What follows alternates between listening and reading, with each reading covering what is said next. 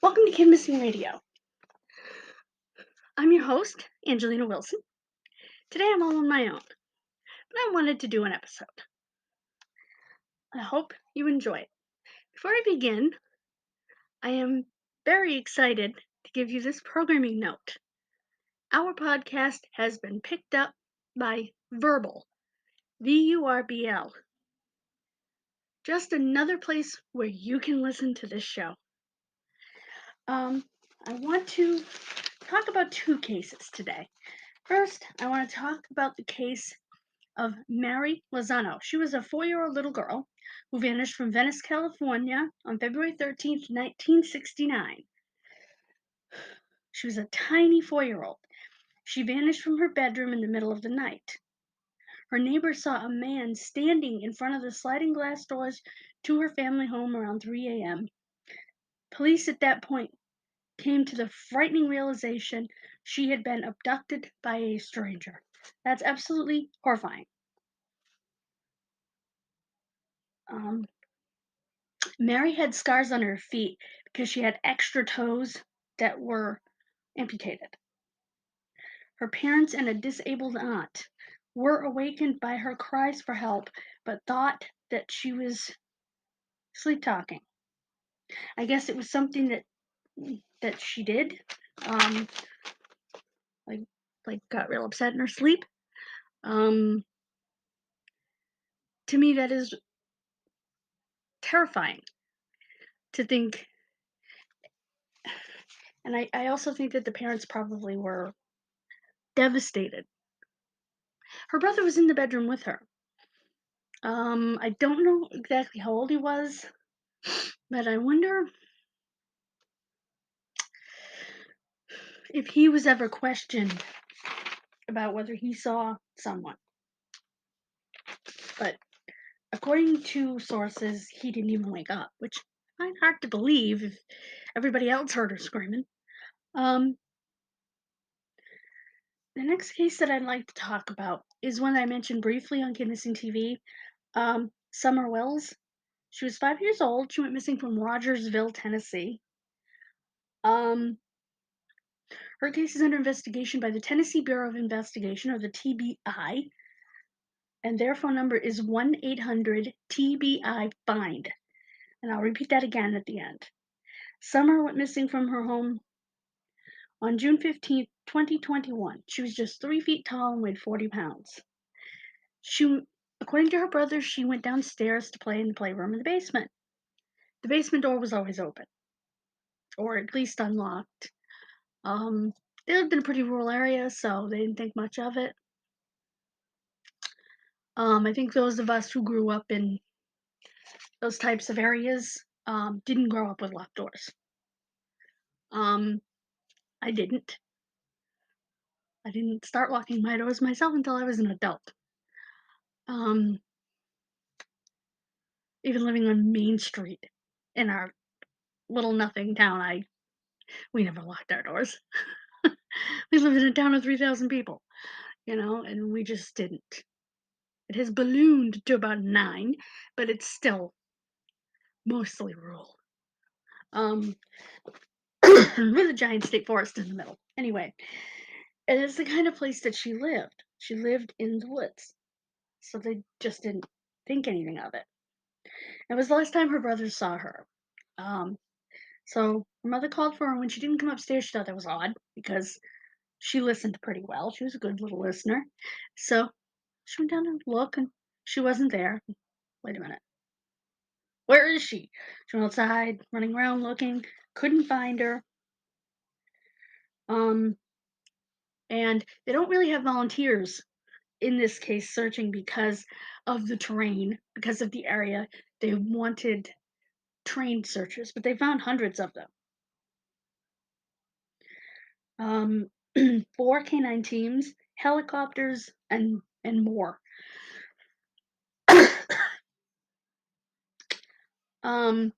By the way, Mom was just outside with Grammy, so I'm not sure how anybody got her past them, unless the basement door was way in the back. Police have gotten over 900 tips in this case. Can you imagine? 900 tips? What it takes to go through all that? You know, some of it is utter BS and just, poop you have to wade through. And I think that's probably the most frustrating part is wading through all the poop to find, you know, a gem in the doo doo, you know, because some of those are bound to be good tips. It's just wading through the 700 piles of doo doo to find the good ones, you know. Um, Now, unfortunately, there have been a lot of accusations made in this family. A lot of both of the parents had children from previous relationships, as well as um, the four children they had together, the three boys and the little girl. And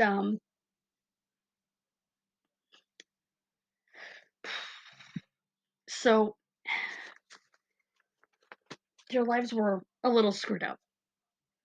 There was drugs involved, and there was allegations of sexual abuse, not to Summer, earlier on in life, involved on the father's side of the family. Just a lot of stuff to unpack and unravel for authorities, not for me.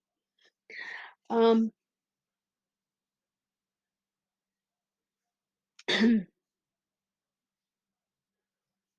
Now, I know that the allegations have been made public, but again, I don't want to get into them. I will say that the father's stepmother wanted to call the police on him for her daughter.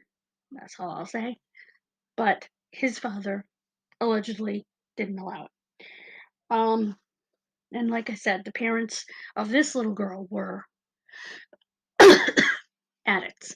Now, I don't know if they are still actively using drugs, but and interestingly, in 2009, Summer's aunt, mom's sister, Rosemarie Bly, which is mom's maiden name, vanished, which is really weird. Um, and just to give you an idea, for some reason these people moved around because mom is from somewhere in Wisconsin, rural Wisconsin, and dad is from Ogden, Utah, Summer's parents.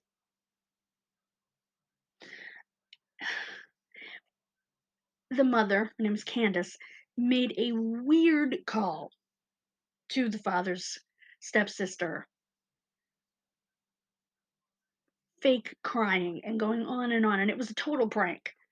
This lasted for 12 minutes. Wow. Just wow. Why? In the middle of your child being missing, why would you call and say that police came and took your husband and you don't know where he's going? And just some of the things she was saying made no sense. They had no basis in reality. Like, why would they be taking him to Boston? Which is one of the things that she claimed in the call, and it was just insane. The other children have been removed from the home. That seems to be standard protocol when there's a missing child for some reason. Both parents do have criminal records. Again, I won't get into it. As the brothers are in CPS custody, I surely hope that a professional, someone trained in children's interviews, has talked to them.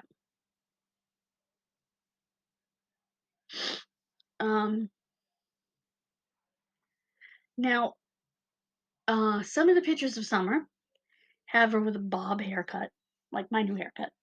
And some have her with her head shaved, like a freaking buzz cut. She's a 5-year-old little girl. Um, Sources say that mom and dad give different answers for why that was. Um, some sources say there was a lice outbreak, and the easiest way to deal with it, and a lot of people have actually confirmed that even back in the day, an easy way to deal with the situation was to shave the head. Um, so that's not out of the ordinary or uncommon to do. I guess I didn't know that, but it sort of makes sense. Um, because when I was a kid in the 80s, 70s and 80s, we used bug shampoo, Quell or whatever it's called, and washed our hair with that.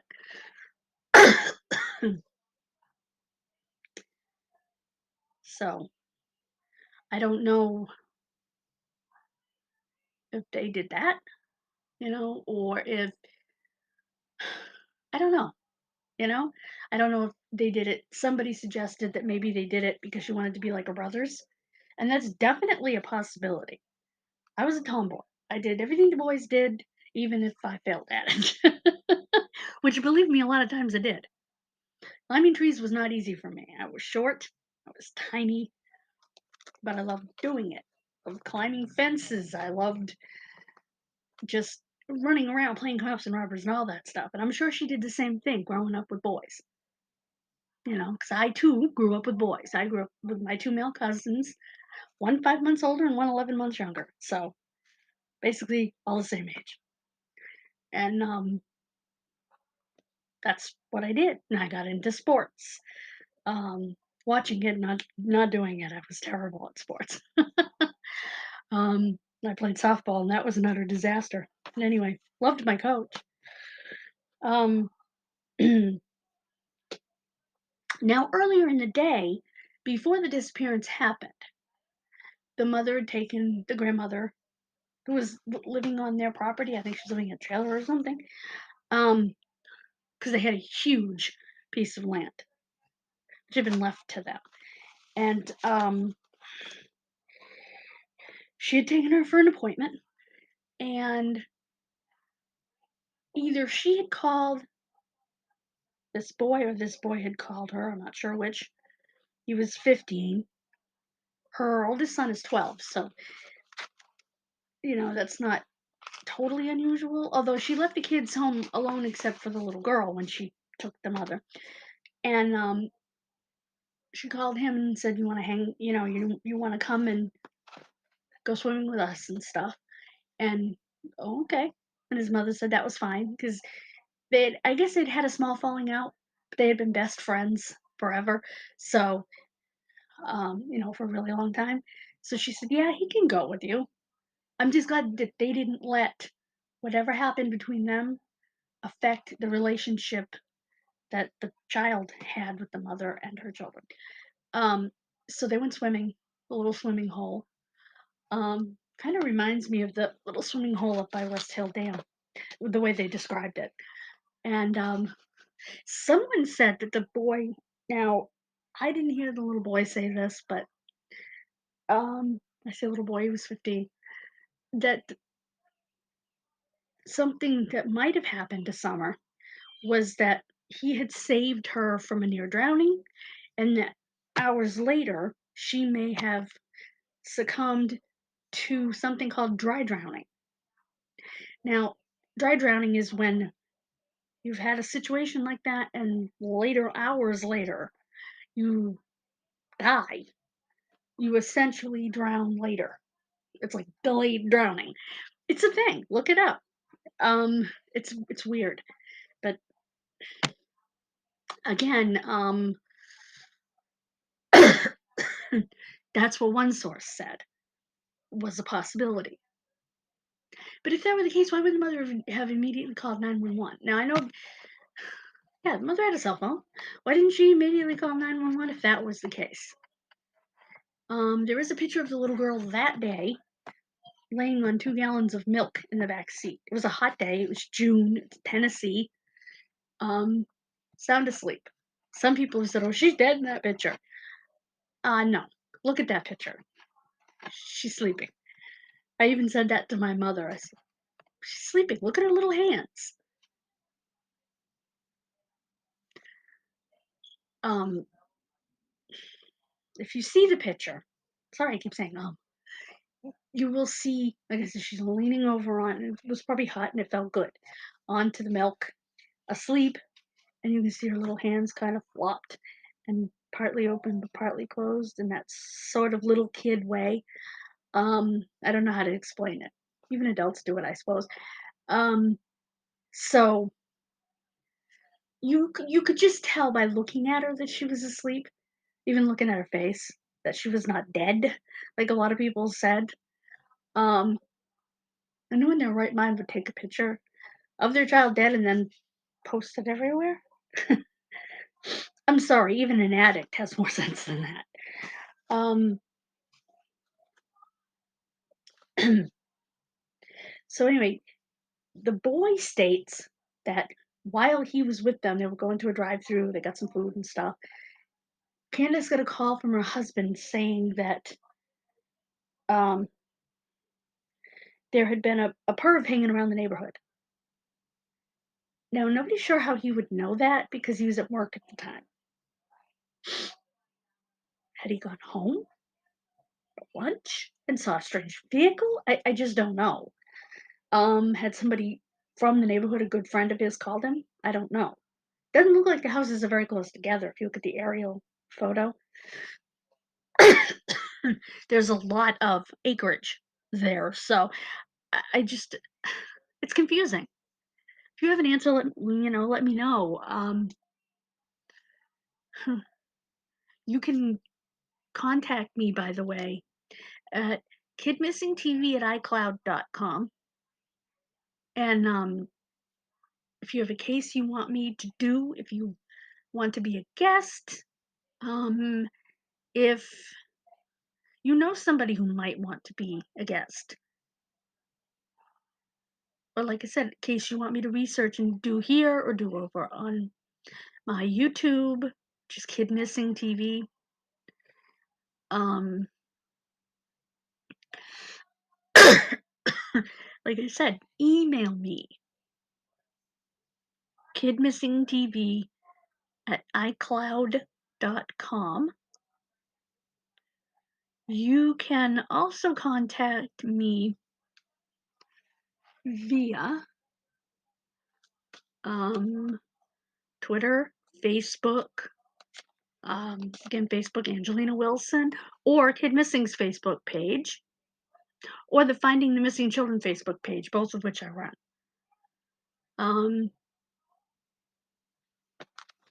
You can even contact me for all I care through the Crossroads Variety Crew Facebook page that I run. That's a Facebook page for a store that a bunch of us hung at, worked at, were a family at. And so many are passed on that I wanted those of us who are still alive to have a place of remembrance. So that's why I set that up. But if you find that first and you met that and you message me there, great. Wherever you want to message me, DM me on Twitter, Kid Missing, Kid Missing One. I also have another Twitter, PS1 Girl. In case you're wondering what that is, no P.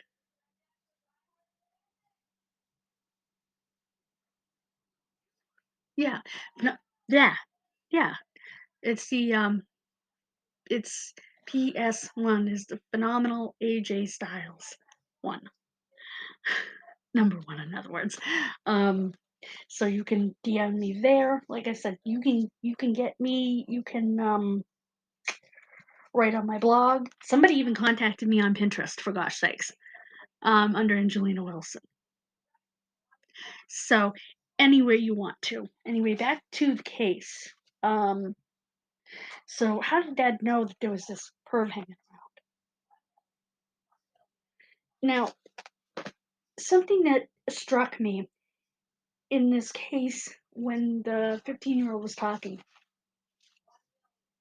was that this woman gave him a twisted tea. A twisted tea, by the way, is an alcohol drink. I think it contains the same amount of alcohol as beer, if not, I'm not sure, but I think it contains the same amount of alcohol as beer. It's you can get Mike's Hard Lemonade or you can get Twisted Tea. I think they're both made by the same company. Why would you give that to a 15-year-old? You're a mother of, I think in total 6, and you give a 15-year-old alcohol, then drop him back off at his mother's house, and you don't expect. Well, I guess maybe he thinks it's cool and wouldn't say anything, but he did. He wound up talking when he was talking to a podcaster. He told the gentleman, and the gentleman found a picture on his phone and showed it to him because there's a video on YouTube about this. And showed it to him. He said, "Yeah, that's what she gave me." I have to wonder, did this kid know there was alcohol in the drink? I mean, you would have had to taste it. So, but he just so innocently told that she gave it to him. It wasn't like he was being malicious or anything. So I just wondered if he thought the amount was so small it didn't matter, or, of alcohol or whatever. I just don't know why he thought nothing of it. His mother was sitting there when he told the guy. So obviously he doesn't keep things from his mother, which is a good thing. I was a kid, told my mother everything, drove everybody else crazy. Um, Again, I want to remind you of the phone number 1-800-TBI-FIND. That's 1-800-TBI-FIND if you have information about the case of Summer Wells. On Monday on Kidmissing TV, we will be discussing our last case of the month of October. The case of, I don't have the cases in front of me. Let's see. We did on Wednesday the case of Thomas Muse. I hope I'm pronouncing that correctly. Which was an interesting case. And this week, we have the case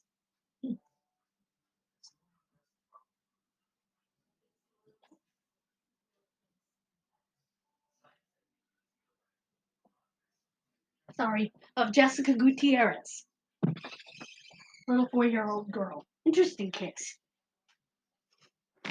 Sorry about that. Had to go look. I have a calendar where I keep my cases. And actually, that's not the last case this month. The last case this month will be after that, and it will be the case of Bobby Pinkman. And this week, when you see the videos, you'll see the debut of my new haircut.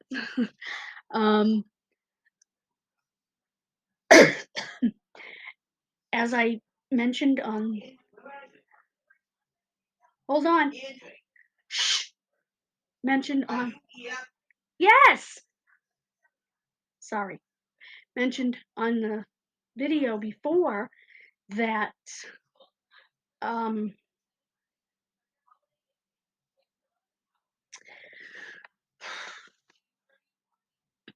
I would be doing multiple videos and uploading.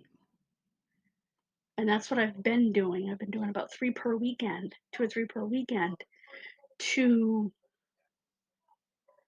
have them as backup in case I get sick. And plus, all the other people that I know on YouTube have their videos in the can ahead of time. So it just made more sense. Saves time too. So you don't have to make the video, then put the video on the computer, then edit it, then upload it. It's just a pain. So if I can already have it on the chip, stick that in the computer, edit it, which takes a very short time unless it's a more involved edit. And I'm very proud of my first more involved edit, which was Melissa Highsmith, where I actually added audio from my Kidmissing radio program um, with her brother. So check that out. Check out all my videos, please. Please check out all of the rest of Kidmissing Radio. I'm blown away, not only at the response to my videos, I'm getting comments left and right, which I love. I'm getting new subscribers left and right, which is amazing. Last I looked, I was up to 106. I am doing amazing on here, you know. I know I don't post a lot of content on here, and it's just because I have trouble getting guests. It's a delicate process to say to a family member, you know, you want to come on my show and talk about the worst things that ever happened to you in your life. You know, it's not something you just do lightly. Because oftentimes it is the very worst thing that's ever happened in their lives, you know, and I'm still upset that over half my shows that were over on Blog Talk never made it over to Anchor because I couldn't download them, because they took them away. Yet if you look for them, they're still there. They're just empty files, which is really stupid, in my opinion. If anybody has any idea how to retrieve those files, let me know, because some of those are really important to me. You know, when you have the emotion that I had of Gina Degarness from Canada, I was able to redo some of the interviews, Jesse Foster, for example. So, but it's awful, you know. I feel like I let people down, you know, by not being able to.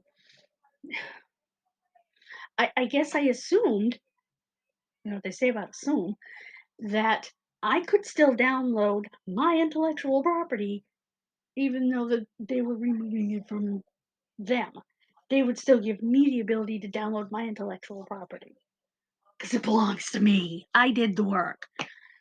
And it's irritating. And they will not talk to me because I was not a paid, am not a paid member at Blog Talk. So they won't even talk to me. They won't even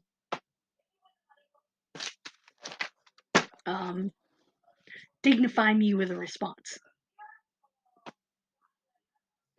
So, but thank you for letting me rant a little bit on that event because it still bothers me. It really does. And it's been almost a year since I've been over here on Anchor. And I want to thank Anchor because they were amazing from day one.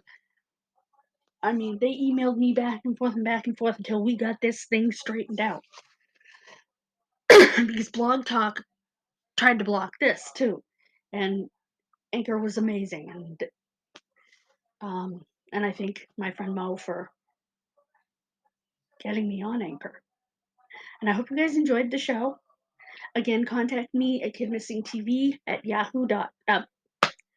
Well, that would work too, but kidmissingtv at icloud.com. Thank you so much.